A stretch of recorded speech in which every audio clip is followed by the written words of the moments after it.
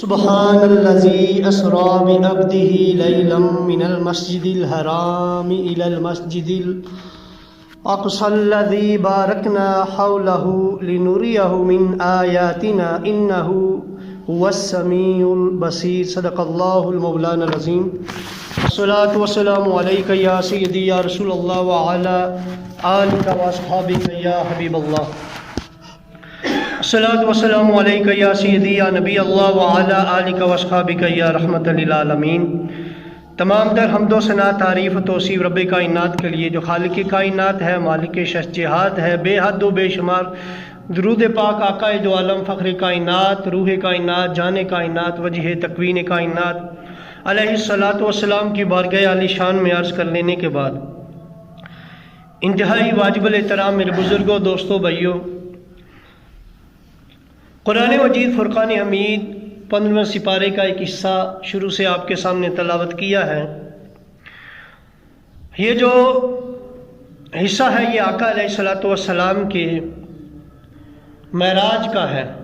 حضور علیہ الصلاۃ والسلام کے معراج کی شان میں اللہ رب العزت نے یہ نور پارہ نازل فرمایا. سورہ نجم میں بھی معراج کے واقعات کی طرف رب کائنات نے اشارہ فرمایا ہوا ہے، اور اس میں بھی اسراء میں بھی رب کائنات نے کہ پاک ہے وہ ذات جو لے گئی اور رات کے مختصر سے حصے میں اپنے بندے کو اپنے بندے کو لیلم من المسجد، رات کے مختصر حصے میں من المسجد الحرامی، مسجد حرام سے الی المسجد الاقصی، مسجد اقصی کی طرف. کون سی مسجد اقصی؟ الذی بارکنا حولہ، جس کے ارد گرد اللہ تعالیٰ نے برکتیں رکھی ہوئی ہیں. اور کیوں لے گئے؟ لنوریہ من آیاتنا، تاکہ ہم دکھائیں انہیں اپنی نشانیاں. رب کائنات وہ نشانیاں جو اس سے پہلے نبیوں کو بھی نصیب نہ ہوئی، رسولوں کو بھی نصیب نہ ہوئی، اللہ تعالیٰ اپنے محبوب کو اپنی وہ خاص نشانیاں دکھانے کے لیے بلا رہا ہے. پھر فرمایا انہ هو السمیع البصیر، بے شک اللہ تعالیٰ سننے والا بھی ہے اور دیکھنے والا بھی ہے. آقا علیہ الصلوۃ والسلام کی معراج، یہ معراج کے واقعے کی طرف اشارہ ہے.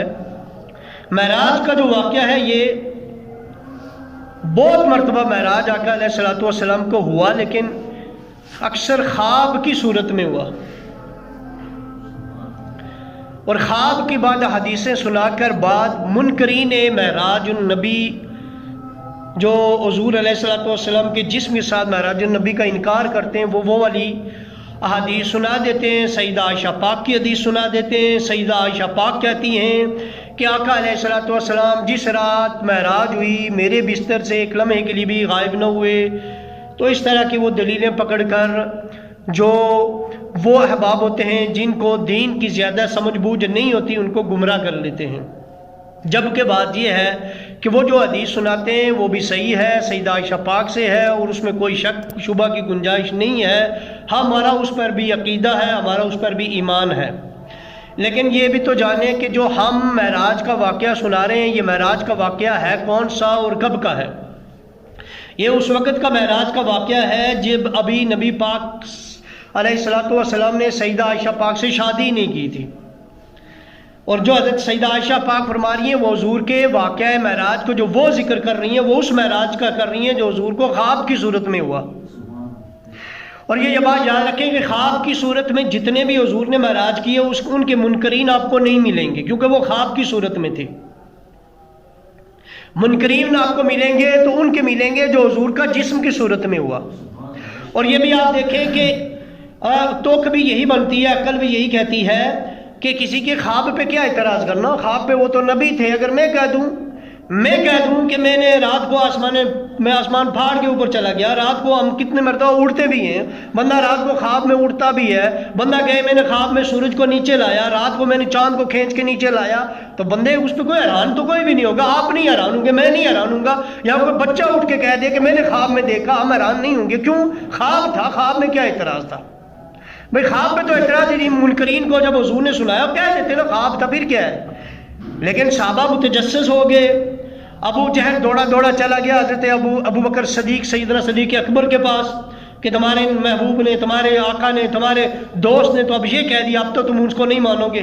لیکن نبی پاک دیکھے ابو بکر صدیق نے آگے سے جواب یہ نہیں دیا کہ وہ تو خواب تھا تجھے کیا تکلیف ہے، بلکہ ابو بکر صدیق نے یہ جواب نہ دیا، فرمایا میرے محبوب نے، میرے آقا نے، میرے دوست نے، حضور نے فرمایا، رب کے محبوب نے فرمایا تو سچ فرمایا ہے. یہ ہے تصدیق سیدنا ابو بکر صدیق کی.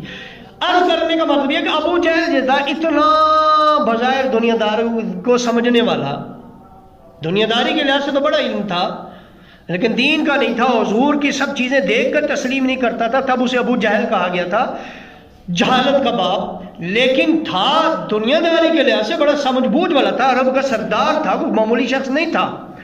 وہ نہیں کہہ سکتا تھا بھائی خواب ہی تھا نا، خواب ہوتا تو اس کو اعتراض ہی نہ ہوتا، اس کا اعتراض ہی تھا کہ نبی پاک نے جسم کی صورت میں بیان کیا تو یہ اعتراض ہوا. تو یہ جو خواب ہم بیان کرتے ہیں یہ جسم کی صورت میں ہے. ایک دوسری بات سیدہ عائشہ پاک سلام اللہ علیہا کی جو حدیث ہے وہ بات کی ہے مدینہ شریف والی.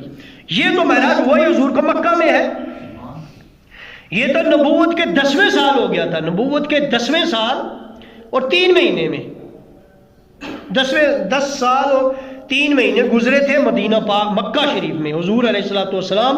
کیونکہ یہ دیکھیں یہ ذکر ہی آیت کیا کر رہی ہے، سبحان الذی اسری بعبدہ لیلا من المسجد الحرام، اور یہ مکی دور کی بات ہو رہی ہے. اللہ قرآن میں کہہ رہا ہے محرام مسجد حرام سے ام ہانی کے گھر، آج کل وہ حصہ سے کعبہ میں ہے، وہاں سے حضور علیہ الصلوۃ والسلام جب سوئے ہوئے تھے تو اللہ تعالیٰ نے جبرائیل علیہ السلام کو بھیجا تھا. اب رہی بات اس پر واقعہ معراج کا ایک الگ واقعہ ہے. پھر واقعہ معراج میں حضور کے اس میں جو عبرتناک واقعات ہیں، جو حضور نے جہنمیوں کا حال دیکھا وہ ایک الگ موضوع ہے. جنت کی سیر جو حضور نے کی وہ ایک الگ موضوع ہے. آسمانوں کی جو حضور نے سیریں کی، پہلا دوسرا تیسرا، وہاں پر کیا ہوا وہ ایک الگ ہے. اور مسجد حرام سے مسجد الاقصی تک ایک الگ ہے. پھر حضور کا واپس لوٹنا، پھر اس کے بعد کے واقعات معراج کے حوالے سے، تو یہ کہنے کے لیے جمعے کے اندر ہمارے پاس وقت نہیں ہوتا. میں آج صرف آپ کو لفظ سبحان کے حوالے سے کچھ عرض کروں گا جو اس آیت کا پہلا لفظ ہے. اس آیت کا بھی پہلا لفظ ہے، اس سورت کا بھی اور اس سپارے کا بھی. 15 سپارہ ہے. اللہ فرماتا ہے سبحان الذی، پاک ہے وہ ذات. اللہ کی پاکی بیان ہو رہی ہے اور رب کی پاکی بیان کرنی چاہیے ہر وقت. اس سے باری ذکر اللہ تعالیٰ کا، اس کی پاکی سے اور کوئی نہیں ہے. جو میرے پاک نبی نے بھی فرمایا، حضور نے کیا فرمایا، آقا کریم نے فرمایا کلمتان خفیفتان علی اللسان وثقیلتان علی المیزان. میرے پاک نبی فرماتے ہیں 2 کلمے جو زبان پہ تو ہلکے ہیں لیکن میزان میں قیامت کے دن تولنے میں وہ بھاری ہوں گے. ثقیلتان علی المیزان، وہ دونوں بھاری ہوں گے. پھر ساتھ ہی فرمایا کون سے، سبحان اللہ وبحمدہ سبحان اللہ العظیم. یہ دونوں تسبیحیں سبحان سے شروع ہو رہی ہیں. آج جو ہم نے آیت پڑھی ہے وہ معراج کیا اور وہ سبحان سے شروع ہوتی ہے. اچھا اس میں ایک اور بات مجھے جو آپ کے لیے بھی دلچسپی کی ہے، مزے کی بات جو میرے ذہن میں آگے وہ یہ ہے کہ معراج کا جو واقعہ ہے یہ عروج کا ہے، بلندی کا ہے، بلندی کا واقعہ ہے.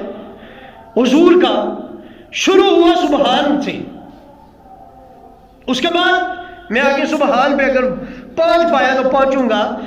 حضور جب نکلے زمین سے بلند ہوئے تو راستے میں جو فرشتوں کی تسبیح تھی وہ ان کا بھی پہلا لفظ سبحان تھا. پہلے آسمان والوں کی تسبیح تھی، وہاں پہنچے تو سبحان تھا. یعنی ہر بلندی پر جو بھی تسبیح تھی میں آپ کو سناؤں گا وہ شروع ہوتی تھی سبحان سے. ٹھیک، وہ بھی ہے بلندی کی طرف جانا. حضور کی معراج بھی بلندی کی طرف ہوئی اور یہ بھی اس لفظ سبحان سے شروع ہوئی. مزے کی بات یہ کہتے ہیں، یہ جو ناتھان اور یہ جو علماء تقریروں کے بعد کہتے ہیں نا سبحان کہو، اس کی حقیقت بھی یہی ہے۔ ہم یہ بات بھی یاد رکھیں کہ وہ بندہ عجیب ہے، مجھے اس کی سمجھ نہیں آتی جو بندہ یہ کہے مجھے پسند ہی نہیں ہے سبحان اللہ کہنا کہلوانا۔ کیوں نہیں تجھے پسند؟ تو مومن نہیں ہے؟ تو اپنے چکروں میں اپنی تعریف کرانے کے میں سبحان اللہ نہیں پسند کرتا؟ کیوں نہیں پسند کرتا تو سبحان اللہ؟ بھائی سبحان اللہ میری بات سنیں، کوئی نہیں کرواتا، میری آپ کو عادت پتہ ہے، میں نہیں آپ لوگوں کو کہتا رہتا کہیں سبحان اللہ، لیکن اس کا مطلب میں ہرگز یہ نہیں کہہ سکتا کہ اور جو مجھے پسند نہیں ہے سبحان اللہ کے لوانا۔ کیوں نہیں پسند؟ اللہ کی پاکی ہے یہ۔ ناتھوان جو کرواتے ہیں یا مقرر جو کرواتے ہیں کہ کہیں سبحان اللہ، تو یہ برا عمل نہیں ہے، یہ سبحان اللہ کی حقیقت تو جانے۔ میں نے آپ کو پہلے بتایا آیت کیا ہے، حضور کے معراج کی، ہر مقام رفت پر جو تسبیح ہے وہ ہے سبحان کی۔ اب سنیں معراج کی آیت کہاں سے شروع ہوئی؟ سبحان سے۔ ہر وہ آسمان کی بلندی کا جو پہلا جو لفظ ہے تسبیح وہ ہے سبحان، ساروں فرشتوں کی۔ یہ جو ناتھوان جب کوئی ایسا شعر سنا دیتے ہیں جو بلندی کی طرف ہوتا ہے، جو پیک کی بات ہوتی ہے، جو عروج کی بات ہوتی ہے، اس پہ کہتے ہیں کہو سبحان اللہ۔ مقرر حضرات کتنے مقرر ہیں جو کہتے ہیں، مفتی حنیف قریشی صاحب شمشیر اعلیٰ حضرت شمشیر حاضر قرار دامت برکاتہم العالیہ جو واقعی شمشیر حاضر قرار ہے، وہ ہر اپنی تقریر میں سبحان اللہ کے بغیر چلتے ہی نہیں ہیں۔ تو کلوانا چاہیے، میں نہیں کلواتا اور بات ہے، مجھے یہ نہیں کہنا چاہیے جو مجھے پسند ہی نہیں ہے یہ کلوانا۔ کیوں نہیں پسند؟ سبحان اللہ ہے کیا؟ رب کی پاکی ہے۔ آپ یہ کہتے ہیں گویا آپ یہ کہتے ہیں کہ میں نے جتنی اچھی بات کی ہے نا اس پہ رب کی تعریف کرو۔ تمہیں اس میں تکلیف ہوتی ہے اگر یہ کلوا دو تو نہ کلوانا اور بات ہوتی ہے، وہ گناہ نہیں ہے میں نہیں کلواتا تو یہ گناہ نہیں ہے، لیکن یہ کہنا کہ مجھے پسند نہیں ہے سبحان اللہ کہنا یہ غلط ہے۔ اللہ کلوا رہے ہیں، رسول کلوا رہے ہیں، تم کون ہوتے ہو کہو نہیں کلواؤ؟ یہ ناتھوان صاحب چشتی صاحب ہیں، یہ بھی کلواتے ہیں سبحان اللہ۔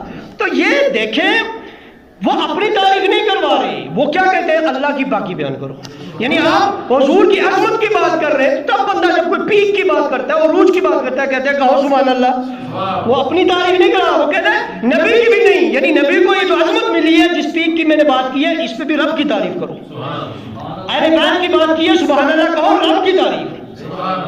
حضور کے صحابہ کی بات کی ہے سبحان اللہ کہو، رب کی تعریف۔ اپنی کوئی بات اس نے کہی اچھی بات اس پہ لوگوں نے کہا سبحان اللہ، وہ رب کی تعریف ہے۔ یعنی یہ سب عظمت ہے، یہ سب رفت ہے، یہ سب کمال دینے والا وہ رب ہے جو پاک ہے۔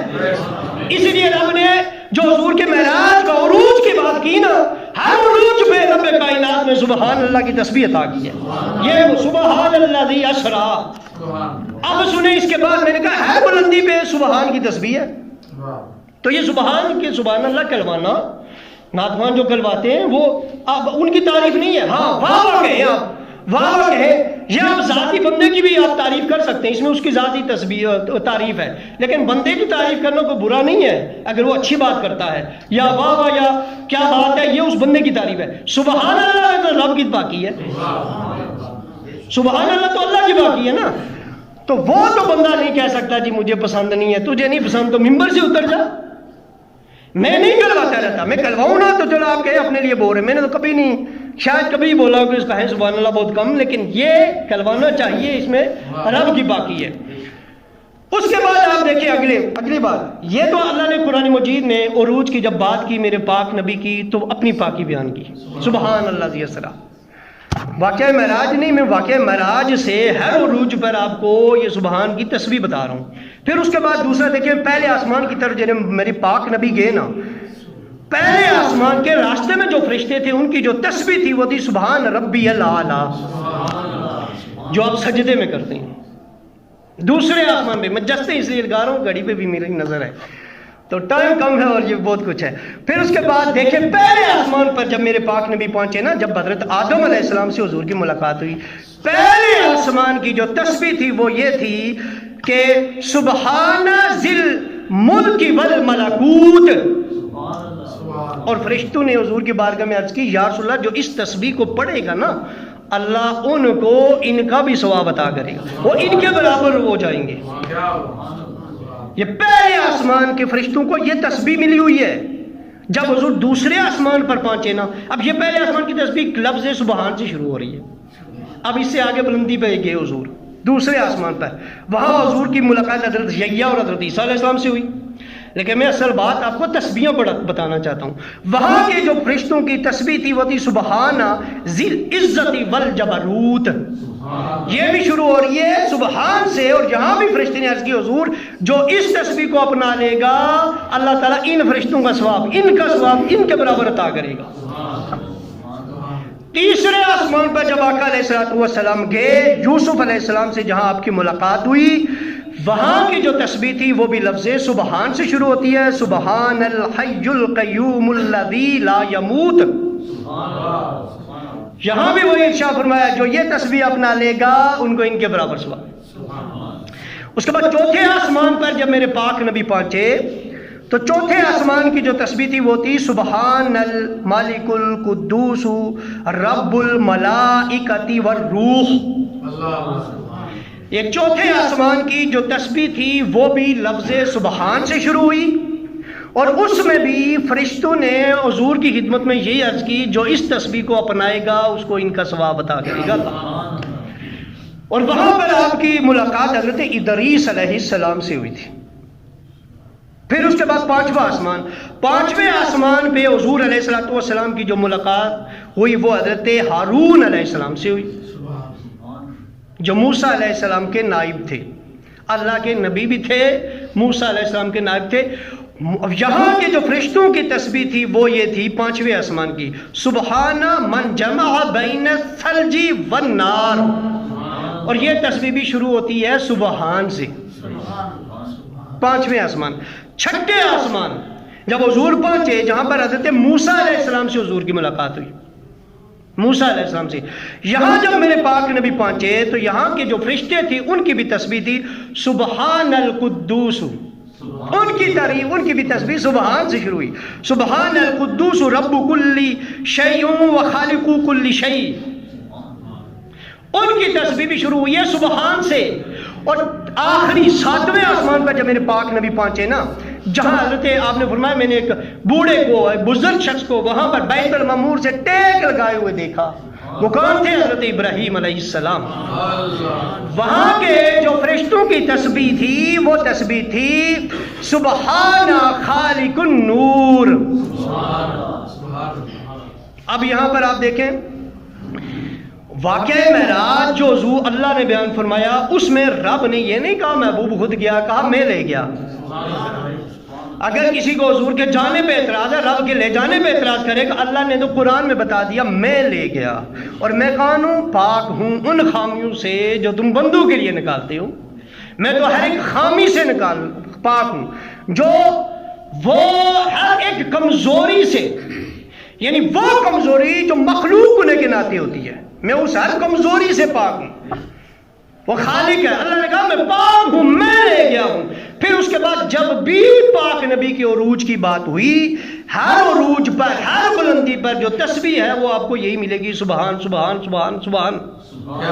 اگلی مزے کی بات سنیں، اب حضور جب معراج پہ گئے، اللہ سے ملاقات ہوئی ساتویں آسمان کے بعد، آگے گئے، رف پہ بیٹھے، وہ انشاءاللہ میں آپ کو کبھی تفصیلاً بیان کروں گا کہ میں نے بتایا کہ یہ 7-8 موضوع ہیں۔ ایک معراج سے پہلا، ایک یہ براق کی کیا کہانی ہے، براق کتنے تھے، براقوں کے اوپر کیا لکھا تھا، یہ براق کیوں آئی، اسی کو کیوں چنا گیا، یہ الگ ایک واقعہ ہے، یہاں سے شروع ہوتی ہے یہ حضور کے واقعہ کی بات۔ لیکن میں یہ عرض کر رہا ہوں، میں صرف سبحان پہ بات کر رہا ہوں۔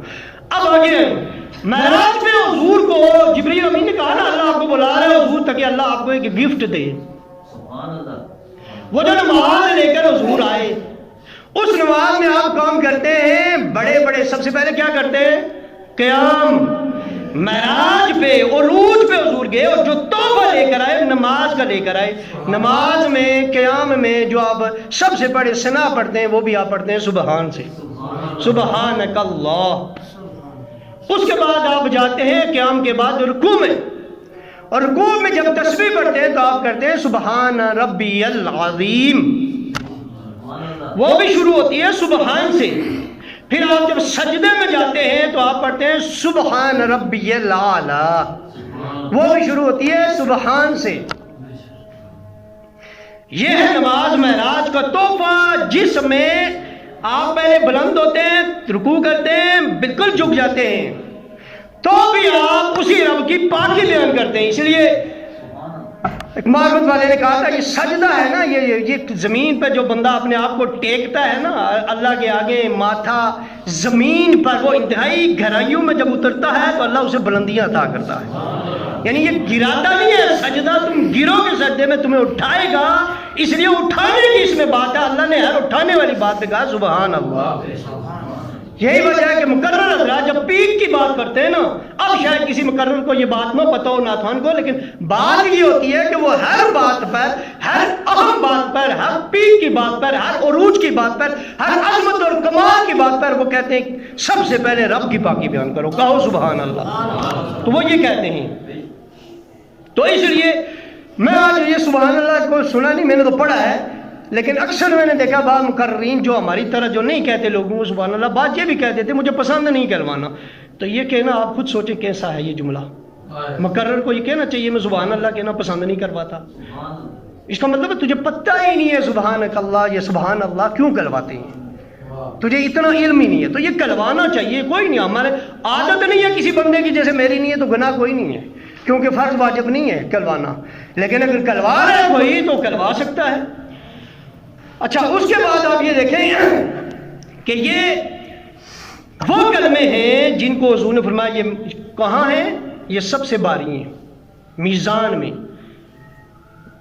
کہ یہ دو کلمے زبان پر ہلکے جاری ہوتے ہیں لیکن میزان میں سب سے باری ہے. کلمتان خفیفتان علی اللسان و ثقیلتان علی المیزان، سبحان اللہ و بحمدہ سبحان اللہ العظیم.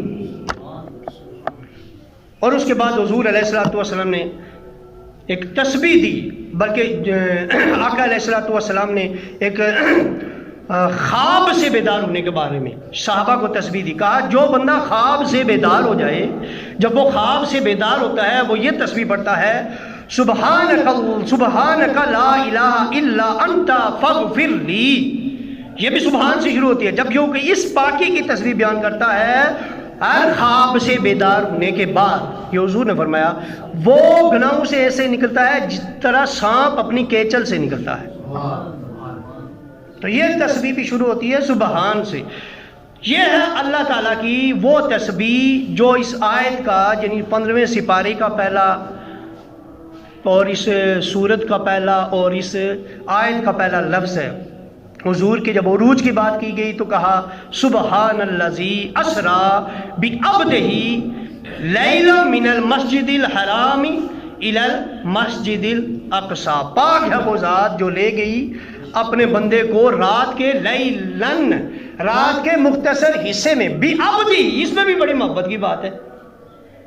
اللہ نے یہ نہیں کہا میں اپنے رسول کو لے گیا، یہ نہیں کہا میں اپنے نبی کو لے گیا، بعبدہ ہی. یہ بعبدہ ہی اللہ نے، اس میں ایک تو حضور کی عظمت کی بات ہے، حضور کی خاصیت کی بات ہے، میں اپنے خاص بندے کو بعبدہ ہی. جیسے ہم کہتے ہیں سارے بیٹے باپ کے ہوتے ہیں، پر اس کو کہتا ہے تو میرا بیٹا ہے، اور باقی بیٹے بھی گھر میں اسی کے ہوتے ہیں.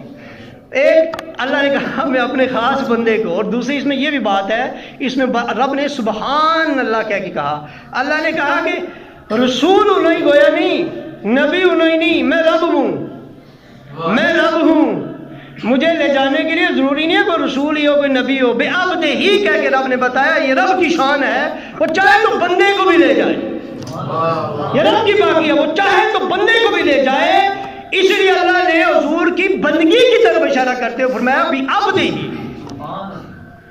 اگرچہ اس میں خاص حضور ہی مراد ہے، خاص بندہ حضور ہی مراد ہے، وہ رسول بھی تھے، وہ نبی بھی تھے، لیکن کیا بعبدہ ہی، یہ اللہ کی اس میں پاکی ہے کہ اللہ جس کو چاہے لے جائے، اس کی مرضی، وہ چاہے عام بندہ ہو چاہے کوئی بھی ہو.